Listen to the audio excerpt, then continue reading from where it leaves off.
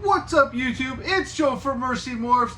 Today we're going to do a quick update of what's going on here at Mursey Morphs. We have made a few changes, some good, some great, some could change our future.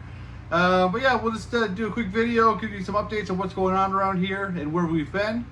Let's get into it.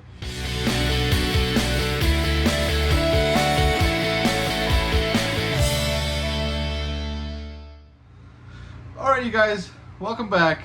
I know it's been a while since I made a video. I think I did one just around New Year's. Before that was probably, I don't know, August. Just been taking some time off, enjoying my family, just kind of doing my own thing here in the reptile room. Apologize, I haven't been sharing too much. We are still here. We are still, breeding, having some fun, enjoying what we do. But we have made some changes, and this video we're going to get into that. So change number one that I made. A couple years ago I started breeding my own rodents. Made my own racks, increased my colonies. Was trying to feed my collection because everyone talked about it being, that's the only way to do it. It's cheaper, whatever. And it is cheaper if you can produce enough rodents to actually feed your collection. Though I find my biggest problem there was I was spending a lot of time breeding rodents, but then I was still buying rodents. I couldn't make enough to feed my collection. It seemed like every time I tried to up my production, something would happen and I still had to buy rodents. So we've made the decision, we're gonna move away. We're gonna start, buying rodents again 100% of the time. It wasn't an easy decision to make. We know there's a lot of cost to that, but I found myself giving up almost every weekend I had. If I wasn't at a show or vending a show, I was in the rodent facility cleaning tubs, maintaining something, whether it was a chew out or a water line was clogged or the nipples weren't working properly. I was constantly doing some kind of maintenance in that shed area. All right, and not to mention I had to insulate my shed. I had to heat my shed now all winter. My heat bill has gone up. It's just little things that we haven't really thought about, but that have actually, happened. But in the end, I found myself, stressing out over, if someone's going to be there to watch the facility. I couldn't leave for more than 2 or 3 days at a time because what if they ran out of food and then they eat each other? You know what I mean? So that was one of the things that we decided to do. We were going to, give it a try and start buying rodents again this year and just see, how life was going. Can we afford to do it that way? And go from there. I still have my racks. They're sitting there. They're just empty now. They're cleaned. So that's one of the changes we made. Another change that I made, and a reason why I've kind of gone to buying rodents, is because a lot of people who are purchasing my snakes, it's at a pet level. I'm not quite at the point in this journey where I'm selling to other breeders. I am selling to other breeders, don't get me wrong, but they're not big breeders. They're not, the top tier breeders. I'm selling a lot of animals to people that are either making pets for other people or they are pet people. And one of the biggest things with pet people I find is they're asking for their animals to be unfrozen. All right. I don't have a stock of frozen animals or a way to, kill off my animals and freeze them. I really wasn't into that. I didn't want to gas chamber my animals. Nothing against people that do it. I appreciate it. But I've made the decision to actually switch my hatchlings over to frozen. So every animal I have, every baby I have, every grow up I have, they're eating frozen. All right. I made that decision probably around the October time frame, and I started purchasing rodents. The big girls behind me, I am trying to get them converted over to frozen, but some are taking, most are stubborn. So I do find I'm still having to buy live rodents consistently, which I was doing before, so it's not a big deal. So now I buy in bulk my frozen, and I buy every couple weeks some live, and I feed them off. This is actually just in the last couple of months. I've noticed has really helped me out. I'm not as stressed out anymore. My weekends are freed up. I just took a weekend up to the cottage. I spent time with the wife. It was great. I wasn't here worrying about, is something being chewed out? Is there squirrels getting into my shed to eat my my seed and my food for the rodents? It was actually really enjoyable. So yeah, we've gone that direction. We're trying to feed everything frozen, and it's working out pretty good so far. All my babies, no problem eating frozen. Any of the, so when I sell to pet people, the animal's already on frozen. I'm not trying to convert them later on. And then once they become adults and they move into the racks behind me, eventually these girls get, cycled out, they'll be eating frozen. All right, so there is a future goal that all my animals will be on frozen. I will be able to bulk buy rodents, keep them in a freezer. I did purchase a separate freezer for my rodents, so they're away from my food. Kind of freaked the wife out a little bit, but yeah. So they have their own freezer. They're ready to go. Everything in front of me in my hatching rack is eating frozen. All right.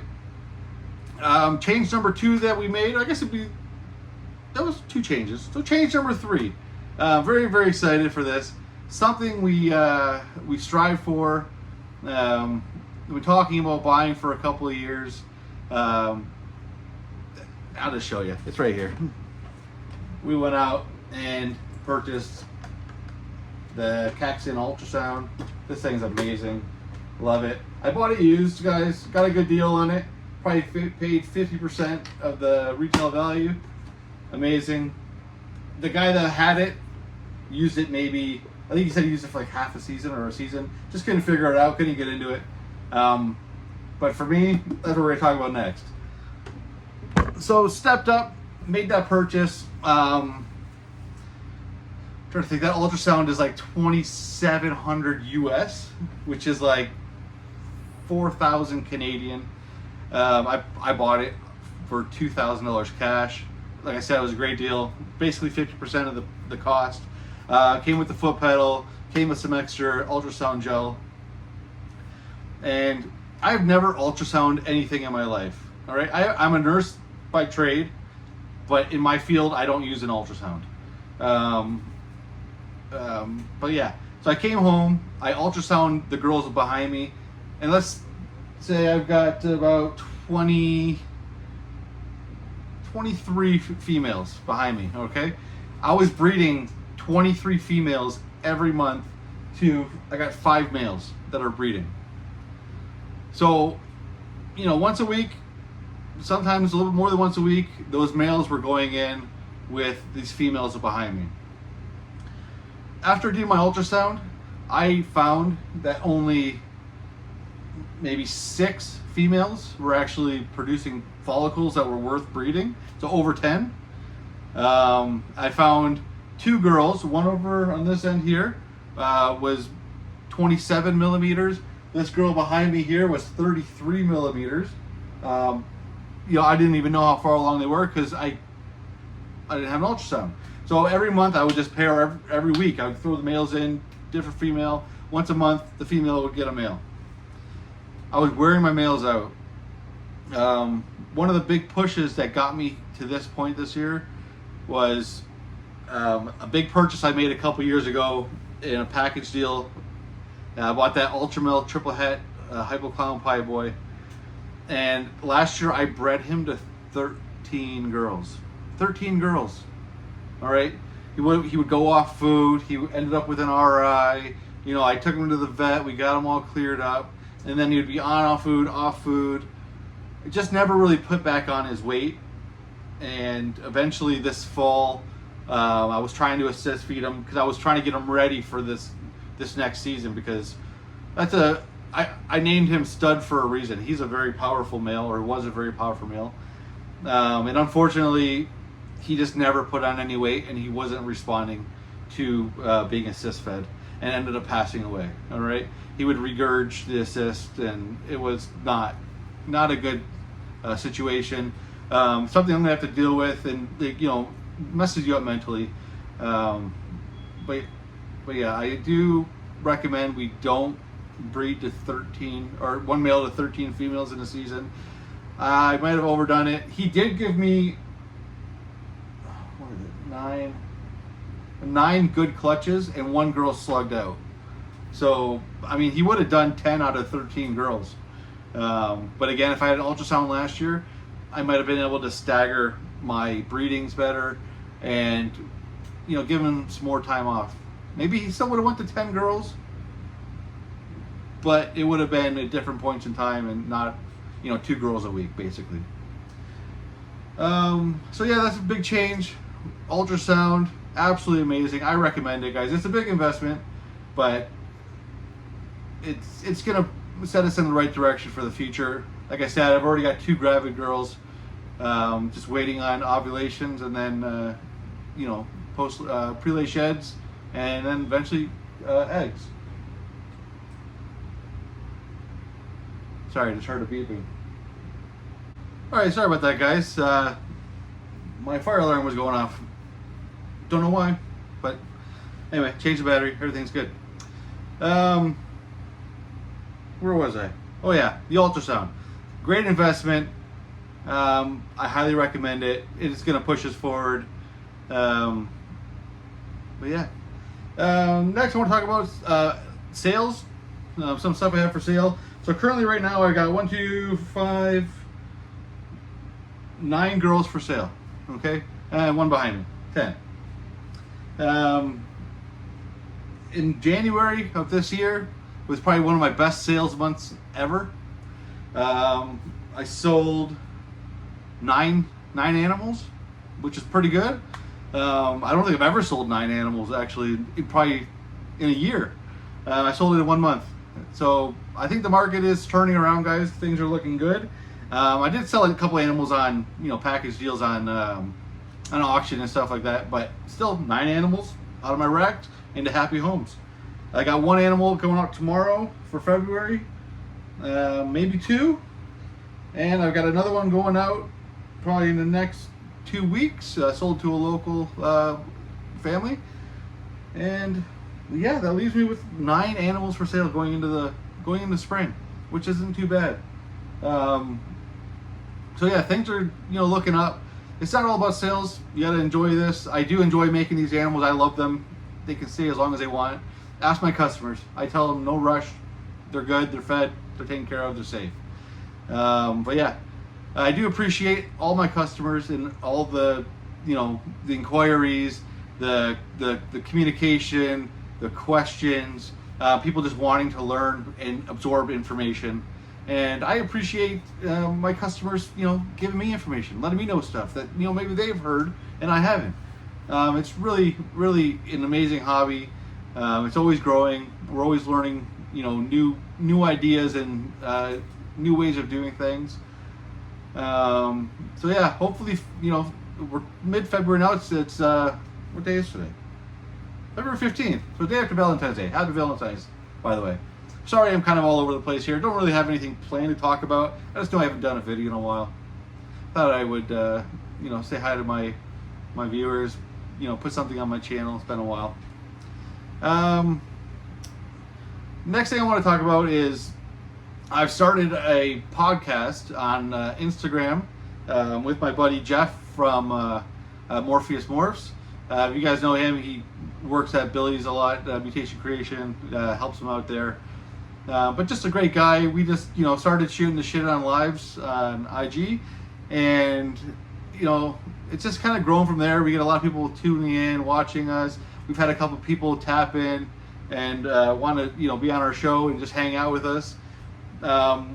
We do have a show planned to go every 2 weeks. We did one last weekend. The next one will be the weekend of I believe it's like February 27th or 22nd. Sorry.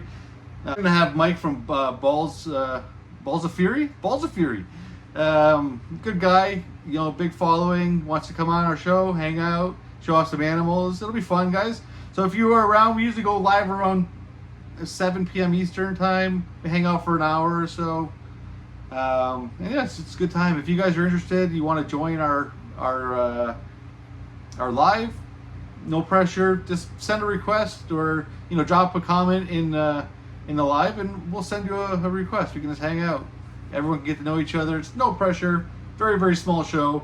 Me and Jeff are very new into this, maybe 5-6 years, and just we just want to hang out and have a good time. We see everyone else doing it, why not? As far as my YouTube channel goes, I'm at 888, kind of wild number, 888 subscribers currently on my channel. My goal for this year is the same goal I had for last year, trying to get that to 1,000.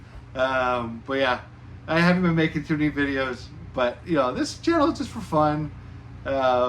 Just kind of show our growth. It's nice to look back and see where we came from, right? A couple plastic tubs sitting on some heat tape to, I guess, still plastic tubs sitting on heat tape, but now we have metal racking. It's fun.